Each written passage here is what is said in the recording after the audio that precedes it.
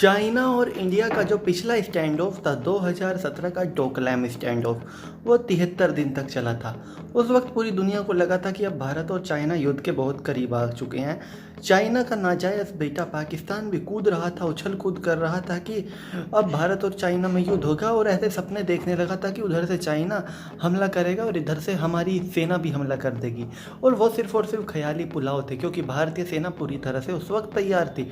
China की media ने पूरा माहौल बना दिया युद्ध का। चाइना के राष्ट्रपति ने भी युद्ध के पक्ष में बयान देने से नहीं चूके, लेकिन भारत के प्रधानमंत्री बिल्कुल चुप थे और उन्होंने पब्लिकली कुछ नहीं बोला। लेकिन डिप्लोमेटिक लेवल पर भारत की सरकार अजीत डोभाल ने जो किया, उसका नतीजा 73 दिन बाद देखने को मिला कि वहाँ पर जो चाइना रोड बना रहा था वो रोड चाइना ने कैंसिल की, और 73 दिन बाद दोनों देशों के जो सैनिक थे वो अपने पुरानी जगह पर लौट गए और 73 दिन तक एक दूसरे की आंख में आंख डालकर सामने खड़े रहे।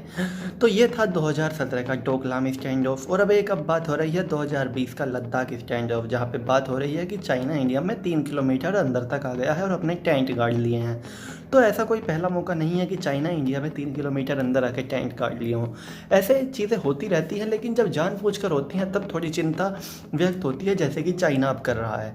इससे पहले भी इस तरह की चीज़ें हो जाती हैं, क्योंकि वहाँ पर कोई भी बॉर्डर लाइन नहीं है, कोई भी तारे नहीं है। तो इस तरह की चीज़ें होती रहती हैं भारत चाइना बॉर्डर पर। लेकिन ये जो लद्दाख स्टैंड ऑफ है, ये बाकियों से अलग इसलिए है कि भारत ने और चाइना ने दोनों ने ही सीमा पर इस बार सेना बढ़ा दी है। डोकलाम स्टैंड ऑफ था वो थोड़ा भूटान का एरिया क्लेम था, वो भूटान की सीमा थी और भूटान के अंदर वो सब हो रहा था। लेकिन इस बार ये लद्दाख में हो रहा है, और अगर लद्दाख में 8-10 दिन से ज़्यादा तक चलता है तो चिंता वाली बात होगी, क्योंकि लद्दाख में 1960 के बाद एक भी गोली नहीं चली।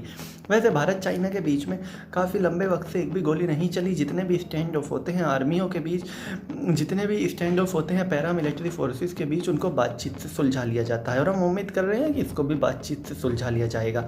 और जो पाकिस्तान इतना खुश हो रहा है कि भारत चाइना का युद्ध होगा, भारत के साथ ये हो जाएगा, भारत के साथ वो हो जाएगा, तो शायद पाकिस्तान अपने दूसरे फितूर में है। उनको ये बात पता होनी चाहिए कि 1962 के बाद भारत सरकार ने सेना के लिए रणनीति बदल दी थी, और सेना पर जो काम किया था उसके बाद हर एक युद्ध में रिजल्ट देखने को मिले हैं। और भारत ऐसा देश है, चाइना के उन पड़ोसियों में से क्या है कि अगर चाइना बॉर्डर पर अपनी आर्मी को बढ़ाता है तो भारत के पास इतनी सेना है कि हमेशा उतनी ही सेना भारत बॉर्डर पर लगा सकता है। तो पाकिस्तान के ये जो ख्याली पुलाव हैं, ये सिर्फ और सिर्फ ख्याली पुलाव हैं, और इनका वो पुलाव भी नहीं बना सकता। तो चलिए दोस्तों, मैं राहुल चौधरी, फिलहाल इस वीडियो के लिए इतना ही।